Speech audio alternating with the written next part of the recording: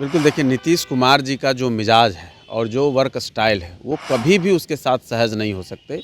एक जो विज़नरी आदमी है, जो कुछ सोचता है, जो कुछ समझता है, जो चीज़ों के प्रति चिंतित रहता है, जो बिहार को, प्रदेश को, लोगों को आगे बढ़ाने के लिए काम करता है। और एक है जो डंडा चला कर के केवल माल वसूलने में लगता है, दुकान चलाता है, सत्ता की दुकान चलाता है, वसूली करता है, लोगों को तंग तबाह करता है, हर चीज़ को अपने हिसाब से वो ऐंठने की कोशिश करता है। तो दोनों के तो बीच अंतर स्वाभाविक है। और उस बीच में जब गाड़ी का दो पहिया दोनों अलग-अलग दिशा में चलेंगे तब फिर क्या होगा गाड़ी का, आप समझिए। तो वो वही हाल था, गाड़ी की दोनों पहिया दोनों अलग-अलग दिशा में चलने की कोशिश कर रहे थे और जिसका नतीजा हुआ कि वो गाड़ी को फिर से बदलना पड़ा। बिहार की राजनीति में काफ़ी उथल-पुथल के बाद एक बार फिर से मुख्यमंत्री नीतीश कुमार ने एनडीए का दामन थामा है और महागठबंधन का साथ छोड़ दिया है। ऐसे में एनडीए में कई ऐसे घटक दल थे जो लगातार नीतीश कुमार के कार्यों पर सवाल खड़ा कर रहे थे, उनका विरोध किया जा रहा था। ऐसे में अभी इस मुद्दे पर बात करने के लिए हमारे पास हिंदुस्तानी आवाम मोर्चा के राष्ट्रीय प्रवक्ता हैं श्याम सरन, इनसे बात करते हैं। सर, क्या लगता है कि जिस तरह से अब नीतीश कुमार एनडीए के एक हिस्सा बन गए हैं, मुख्यमंत्री हैं, अब क्या लगता है, कई बार देखा गया है कि हिंदुस्तानी आवाम मोर्चा के द्वारा उन पर हमला किया जा रहा था, अब कितना सहज महसूस करेंगे मांझी या फिर आपकी पार्टी के लोग? देखिए ना, सवाल किसी नेता पर नहीं होता है, सवाल कुर्सी पर होता है और सवाल नीतियों पर होता है। सरकार नीतियों के हिसाब से चलती है। तो यह जो आप जिसके साथ रहते हैं, तो कहीं न कहीं उसके हिसाब से ही आप काम करते हैं। तो हम लोग चूँकि जो लालू स्टाइल है काम करने का, जो जंगल राज का नमूना है, आप लोगों ने देखा भी होगा किस तरह से अपराध चरम पर चला गया, किस तरह से लालू प्रसाद के परिवार के लड़के, उनके पोते ने एक ऑफिसर के साथ मारपीट की। तो और जंगल राज किसको कहते हैं? तो कभी उनके साले हुआ करते थे, अब जो है उनके और भी बहुत सारे लोग हैं। तो वो उस कल्चर में जब नीतीश कुमार जी चले गए, और हम लोग तो भी गए थे, लेकिन जब उनका कार्य चरित्र, हम लोग तो जाने के समय भी मुख्यमंत्री जी को कहा था कि देखिए इनके साथ चलना संभव नहीं होगा, क्योंकि इनका जो पूरा पॉलिटिकल कल्चर है, इनका जो पूरा पार्टी का कुनबा है और उनका जो पूरा उनका एक खास सपोर्टर वर्ग है, तो वो बिहार को चलने नहीं देगा। वो अपने हिसाब से डंडे से हाँकना चाहेगा। फिर उन्होंने कहा नहीं, हम हैं, हम देखेंगे। लेकिन फिर गड़बड़ियाँ हुई तो हम लोग हटे भी। हम लोगों ने उस समय भी कहा नीतीश कुमार जी एक अच्छे नेता रहे हैं, इसमें तो किसी को कोई शक शुबा नहीं होगा। क्योंकि जंगल राज से खात्मे के बाद एक नया बिहार का सपना जो लोगों का था, उसको एक मूर्त रूप देने में उनकी जो भूमिका रही है, उसको भी स्वीकार करना पड़ेगा। और हम लोग तब भी कहते थे, आज भी कहते हैं। लेकिन हाँ, अब बीच में जैसे लोग थे तो उस हिसाब से चीज़ें चल रही थी। अब चूँकि अच्छे लोग फिर एक जगह आ गए हैं। आप देखेंगे कि मध जो होता है, शहद, वो बहुत फ़ायदेमंद होता है, लेकिन अगर आप उसको घी के साथ खाएंगे तो वो जहर हो जाता है। तो ये माना जा सकता है कि नीतीश कुमार को लगातार हिंदुस्तानी अवाम मोर्चा हो, चाहे फिर उपेंद्र कुशवाहा की पार्टी हो, तमाम लोगों के द्वारा उन्हें सतर्क किया गया था कि ऐसे लोगों से बचकर रहने की आवश्यकता है, और जिसका ही खामियाजा आज उन्हें भुगतना पड़ा कि आरजेडी को छोड़ करके फिर उन्हें एनडीए में आना पड़ा है। तो कहीं ना कहीं ये लग रहा था कि वो जंगल राज के साथ थे और उन्हें आज असहजता फील हुई है और उसके बाद वो एनडीए में आए हैं।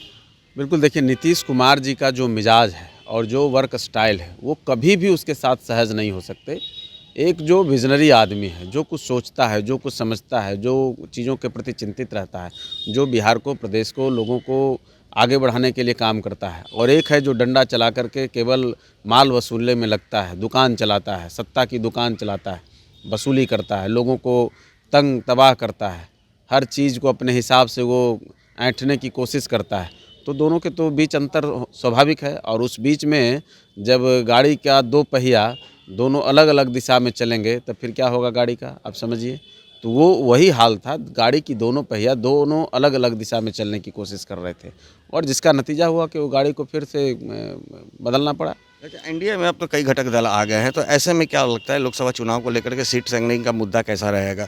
क्या लगता है कि इसमें कुछ विवादें उत्पन्न होंगी, टूटेगी, या फिर एकजुट होकर के साथ में लड़ेगी चुनाव? देखिए, ये सब कोई मुद्दा नहीं रहेगा, चूँकि नेतृत्व के हिसाब से आपके यहाँ अगर कोई गड़बड़ियाँ होती हैं तो इट मीन्स कि आपका जो नेतृत्व है वो कहीं ना कहीं उस पर ठीक से मॉनिटर नहीं कर रहा है। हमारे यहाँ जो स्थिति है उसमें कहीं कोई गड़बड़ी नहीं होगी।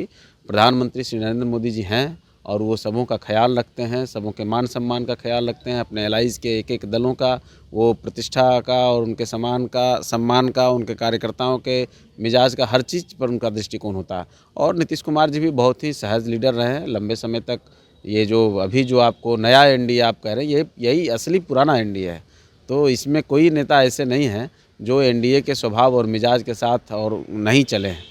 तो यहाँ कोई प्रॉब्लम नहीं होने वाला है। मिशन एक है बिहार, मिशन एक है राष्ट्र, और इसमें जो अब प्रधानमंत्री जी को फिर से हम लोग को तीसरी बार प्रधानमंत्री बनाना है, 400 के पार ले जाना है, और भारत का जो एक विश्व गुरु बनने का सपना है, उसकी जो आधारशिला प्रधानमंत्री जी ने अयोध्या में रखी है, तो इन सब चीज़ों को हम लोग बहुत ही सहज तरीके से, चूँकि राम राज्य का मतलब क्या होता है, राम को अगर स्थापित किया है मोदी जी ने, तो राम का तो पूरा जीवन ही त्याग और तपस्या का रहा है। राम के कह लीजिए मिजाज में, या रामचरितमानस आपने पढ़ा होगा, तो उसके एक एक कैरेक्टर में आप देखेंगे वहाँ का विलेन भी जो था वो भी आज के अच्छे कहिए कि हीरोज पर भारी पड़ेगा। तो उसमें कहीं कोई दिक्कत नहीं है। यहाँ कोई कंस का और कोई रावण का वंशज नहीं है। हम सब लोग राम के लोग हैं और उस मिजाज से हम लोग चलेंगे, और देखिएगा सब कुछ बिल्कुल सहज होगा। बिहार की 40 की 40 सीट एनडीए के खाते में जाएगी और देश में 400 के पार हम लोग जाएंगे। शांत जी, एक अंतिम सवाल, जिस तरह से आप लोगों ने लगातार नीतीश कुमार के साथ रहते हुए भी मांझी जी ने शराबबंदी को लेकर के कई ऐसे सवाल खड़े किए थे, क्या एक बार फिर उसी शराबबंदी या कई अनेक मुद्दों को लेकर के उन्हें पार्टी छोड़नी पड़ी थी, लेकिन एक बार फिर से वो पार्टी में शामिल हो गए हैं, एनडीए में आ गए हैं, जहाँ के आप भी उसके घटक दल में शामिल हैं, तो क्या फिर से इस तरह की बातों को मांझी जी के द्वारा उठाया जाएगा? देखिए, हम लोग कोई किसी मुद्दे पर अलग नहीं हुए थे। चूँकि मांझी जी का मिजाज है, वो सत्ता में रहें, सत्ता के बाहर रहें, जनहित के मुद्दों से वो समझौते नहीं करते, और जहाँ कहीं भी कुछ लगता है तो बेबाकी से बोलते हैं और खूब बोलते हैं, उसमें कहीं कोई लेकिन अभी ये समय नहीं है। अभी तो सरकार का गठन हुआ है, अभी मंत्रिमंडल का विस्तार होना है, अभी मंत्रिमंडल का बंटवारा होना है, और एक कब तक हो जाएगा सर मंत्रिमंडल का? सब कुछ बातें चल रही है, सब कुछ समय से और सहज भाव में हो जाएगा। हिंदुस्तानी अवाम मोर्चा को कितनी सीट में मंत्री मिल रहे हैं? नहीं, अब तो भाई आपने देखा कि जब पहला जो मंत्रिमंडल का गठन हुआ है उसमें हिंदुस्तानी अवाम मोर्चा को जगह मिला है और सम्मान मिला है। चूँकि देखिए, एक बात तो स्पष्ट है कि हिंदुस्तानी अवाम मोर्चा ने जो त्याग किया और जो राजनीति में एक अपनी भूमिका तय की, ये अद्भुत है, अविश्वसनीय है। लोग इसको नहीं पचा पा रहे कि इतना बड़ा ऑफर के बाद भी कोई दल इस तरह से अपने आप को स्थिर रख सकता है। तो हम लोग तो बहुत स्थिर लोग हैं, और सब कुछ समय से, सहज भाव से और सही से होगा।